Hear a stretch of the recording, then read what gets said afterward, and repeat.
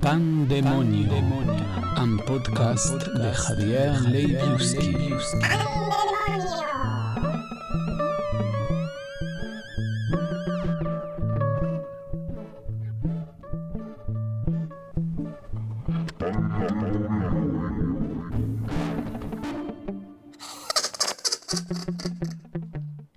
Salut tout le monde.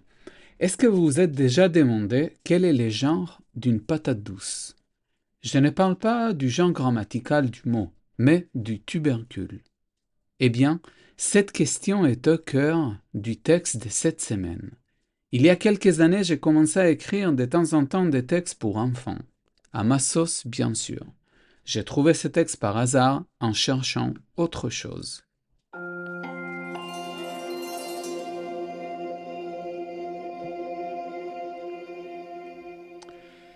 Elle s'appelait Rina et elle était née en Bulgarie. Comme la vie en Bulgarie était assez dure, elle décida de partir en France. Mais au consulat français, on refusa de lui donner les permis nécessaires pour voyager. Et elle se retrouva très vite à nouveau dans la rue. Il avait commencé à pleuvoir et notre patate douce marchait dans la rue, regardant le sol et laissant les gouttes laver la terre qui collait à son corps.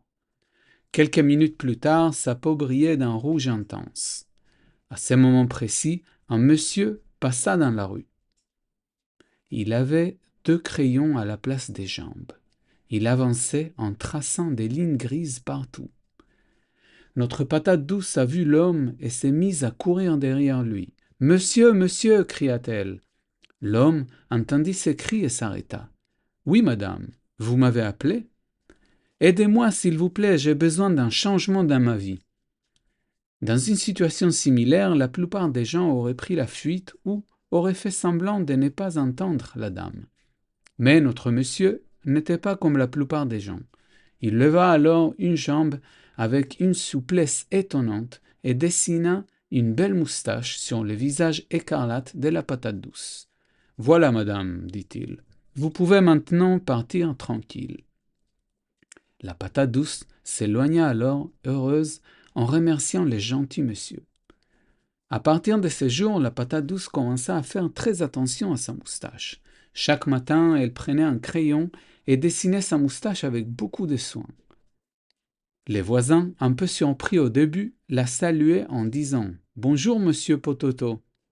La patate douce voulait dire quelque chose, expliquait que malgré sa moustache, elle était toujours la même, mais elle n'osa pas et au bout d'un certain temps, elle commença à croire vraiment qu'elle était devenue un homme. 1 an plus tard, il retourna au consulat français, et cette fois-ci, on accepta de lui permettre de voyager en France. Pototo rentra chez lui heureux, prépara 2 valises, fit ses adieux à son appartement et ferma la porte pour toujours. Après quelques heures d'un vol agréable, il arriva à Paris, la ville dont il avait rêvé pendant des années. Il loua un petit appartement. Un matin ensoleillé, il se regarda dans le miroir et décida qu'il était temps d'arrêter de dessiner sa moustache. « Nouveau lieu, nouvelle vie », se dit-il. Il sortit alors dans la rue sans moustache, et pour la première fois depuis longtemps, le soleil toucha cette partie de son corps qui avait été cachée sous une épaisse couche de crayons. Il marcha tranquillement dans les rues toute la matinée. Soudain, une force inattendue le souleva dans les airs. « Vous avez laissé tomber cette patate douce, dit une voix. « Je vous l'offre, madame, dit une autre. » Notre cher Pototo se retrouva dans un sac en plastique en compagnie de 2 courges et d'une citrouille.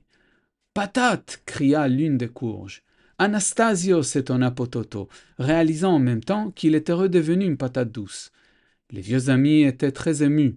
Anastasio lui présenta Carolo, la 2e courge, et Michaela, la citrouille. Ils discutèrent tout au long du chemin jusqu'à la maison de la vieille dame qui les avait achetés. Ils ne se turent même pas lorsque la dame les lava et les coupa.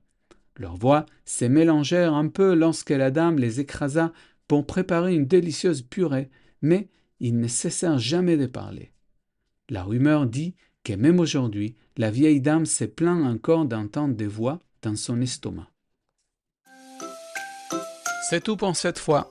J'espère que cet épisode t'a plu et si c'est le cas, n'hésite pas à en parler autour de toi, à liker le profil Instagram ou Facebook du podcast Pandemonio 2025 et à collaborer sur mon compte Patreon, pan-demonio.